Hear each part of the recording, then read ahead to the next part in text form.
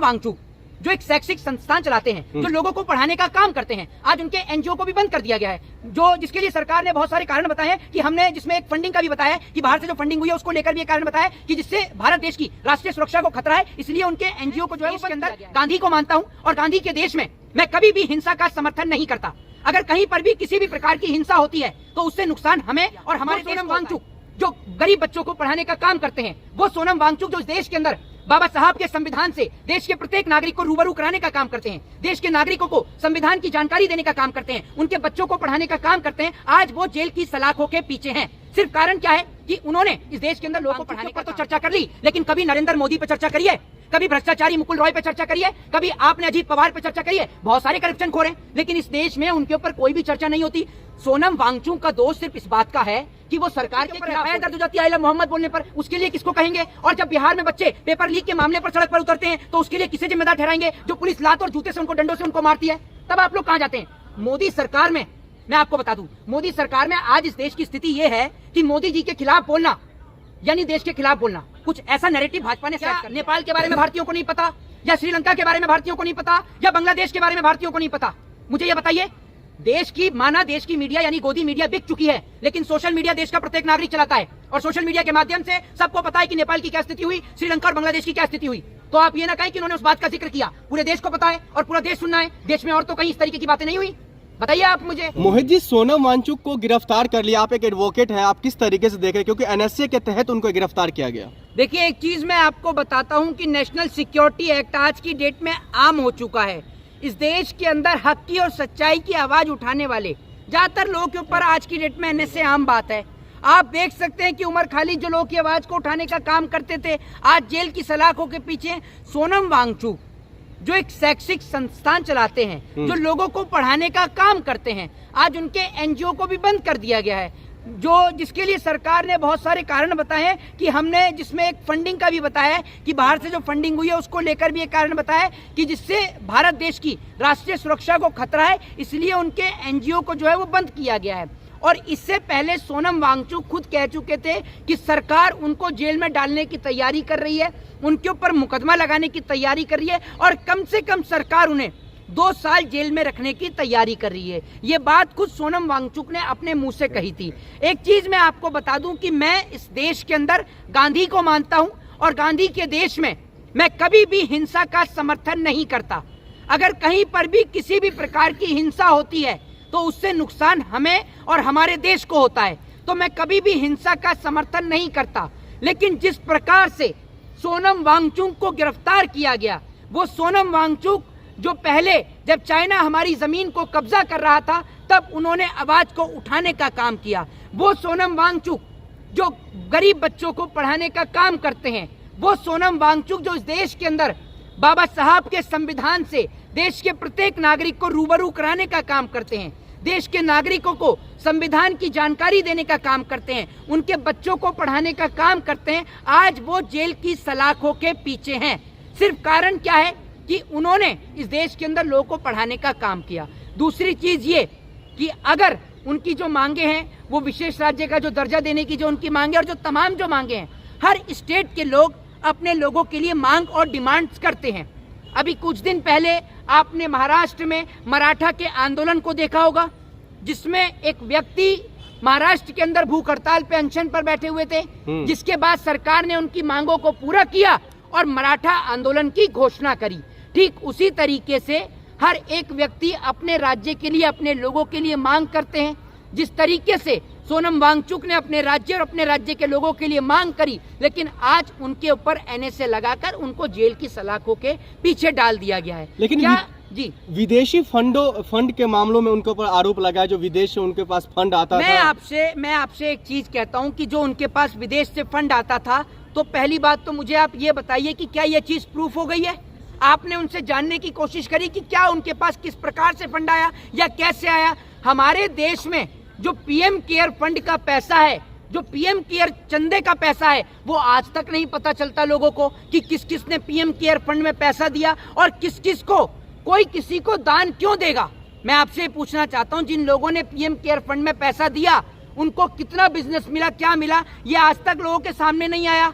कभी आपने PM care fund के ऊपर चर्चा करी है? सोनम वांगचुक के ऊपर तो चर्चा कर ली, लेकिन कभी नरेंद्र मोदी पे चर्चा करी है? कभी भ्रष्टाचारी मुकुल रॉय पे चर्चा करी है? कभी आपने अजीत पवार पे चर्चा करी है? बहुत सारे करप्शन खोर हैं, लेकिन इस देश में उनके ऊपर कोई भी चर्चा नहीं होती। सोनम वांगचुक का दोष सिर्फ इस बात का है कि वो सरकार के खिलाफ बोल रहे हैं। वही सोनम वांगचुक अगर सरकार की तारीफ करने लगे, मोदी की तारीफ करने लगे, तो उनसे अच्छा इंसान कोई नहीं है। अंधभक्त उन्हें डैडी बताने लग जाएंगे। ये हालत है अंधभक्तों की। आप कह रहे हैं कि अगर सरकार क्या वाहवाही करने लगे, लेकिन उन पर आरोप है कि उन्होंने लद्दाख में हिंसा भड़काई है। मैं आपसे ये कह रहा हूँ, आरोप जब तक सिद्ध नहीं होते, जब तक भाषण वायरल हो रहा है। मैं आपसे क्या कह रहा हूँ, भाषण में क्या कहा है उन्होंने? क्या कहा है भाषण में, बताइए। लोगों को अरे तो यही कह रहा है ना कि जैन जी को जिस तरीके से इन्होंने भड़काया है, उसके बाद आगजनी हुई, बीजेपी के दफ्तर को जला दिया, जवानों की गाड़ियां जला दी। पहली बात तो ये है कि आपने जो पहले शब्द का मुझे उसका जवाब दे दीजिए, क्योंकि मैंने तो सुना नहीं है। मुझे भी सुनाइए और मैं आपके माध्यम से पूरा देश भी सुनेगा कि सोनम वांगचुक ने आखिर ऐसी कौन सी बात कही, बताइए ना आप मुझे। चलिए सोनम वांगचुक को एक तरफ रख देते हैं, सिर्फ इस सवाल का जवाब दे दीजिए कि कानपुर के अंदर किसने हिंसा भड़काई, बताइए ना आप मुझे। कानपुर के अंदर जो आज लाठीचार्ज हुआ है, उसके लिए किसे जिम्मेदार ठहराएंगे? मुझे ये बताइए, आप मुझे बताइए ना आप मुझे। और एक व्यक्ति के ऊपर एफआईआर दर्ज हो जाती है आई लव मोहम्मद बोलने पर, उसके लिए किसको कहेंगे? और जब बिहार में बच्चे पेपर लीक के मामले पर सड़क पर उतरते हैं, तो उसके लिए किसे जिम्मेदार ठहराएंगे? जो पुलिस लात और जूते से उनको, डंडों से उनको मारती है। तब आप लोग कहाँ जाते हैं? मोदी सरकार में, मैं आपको बता दूं, मोदी सरकार में आज इस देश की स्थिति ये है कि मोदी जी के खिलाफ बोलना यानी देश के खिलाफ बोलना, कुछ ऐसा नैरेटिव भाजपा ने सेट कर दिया है। बीजेपी के खिलाफ बोलना यानी हिंदू धर्म के खिलाफ बोलना, कुछ इस प्रकार से नैरेटिव सेट किया जा रहा है, लोगों का माइंड सेट किया जा रहा है। आज देश में बहुत सारी जगह प्रदर्शन और प्रोटेस्ट चल रहे हैं, देहरादून से लेकर तमाम जगह पर प्रोटेस्ट चल रहे हैं, आंदोलन चल रहे हैं। दूसरी बात यह कि सोनम वांगचुक ने अपने लोगों की आवाज को उठाने का काम किया, और आप कह रहे हैं, आपने दो बातें कही। पहले आपने कहा कि उनके ऊपर फॉरेन की फंडिंग का आरोप है, उस वजह से उनको गिरफ्तार किया। फिर आपने कहा कि उन्होंने लोगों को भड़काया है। कौन किससे भड़का सकता है, मुझे आप ये बताइए ना। और अगर वो भाषण दे रहे थे उस वक्त पे, तो सरकार कहाँ थी? आप मुझे ये बताइए, कौन सा भाषण है वो सामूहिक किया जाए? प्रधानमंत्री क्या लद्दाख भारत में नहीं आता? प्रधानमंत्री क्यों नहीं बोलते हैं सोनम वांगचुक के ऊपर? जब सोनम वांगचुक ने पहले सरकार के ऊपर आरोप लगाए, तब प्रधानमंत्री नहीं बोले, अब गृह मंत्री नहीं बोल रहे। बताइए ना आप मुझे। गृह मंत्री के अंदर पुलिस आती है, शासन व्यवस्था आती है, आर्मी आती है, फोर्स आती है, तो गृह मंत्री क्या कर रहे हैं? क्या गृह मंत्री सिर्फ बिहार में चुनाव प्रचार करते रहेंगे और मोदी जी चुनाव प्रचार करते रहेंगे? देश के प्रति क्या इन लोगों की कोई जिम्मेदारी बनती है, नहीं बनती? मैं आपसे पूछता हूँ। ने कहा, इससे भी जोड़ा जा रहा है, जब राहुल गांधी ने जब से जैन जी को आह्वान किया, उसके बाद से मामला और गर्म हो रहा था। कल को आप ये कह देंगे कि भाई राहुल गांधी के, जिस तरीके से राहुल गांधी ने नारा लगाया, वोट चोर गद्दी छोड़, ठीक उसी तरीके से उससे ही मिलता जुलता नारा नेपाल के अंदर भी लगा था, केपी चोर गद्दी छोड़। तो आप क्या कहेंगे, वो भी राहुल गांधी ने कराया है? बताइए ना आप मुझे, बताइए आप मुझे। बड़े गूंगे हो गए, आपकी तो आवाज ही नहीं आ रही। बताइए अब क्या हुआ आपको?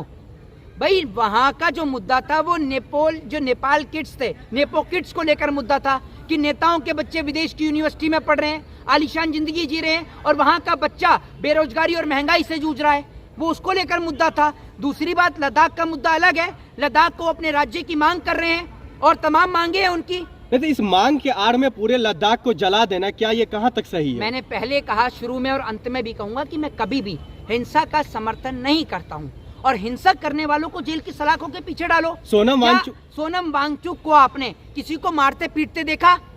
मैं आपसे पूछता हूँ, कोई ऐसी तस्वीर सामने आई जिसमें सोनम वांगचुक किसी को मार रहे या पीट रहे हो? उन्होंने अपने भाषण में नेपाल और बांग्लादेश और श्रीलंका का जिक्र किया जी। है।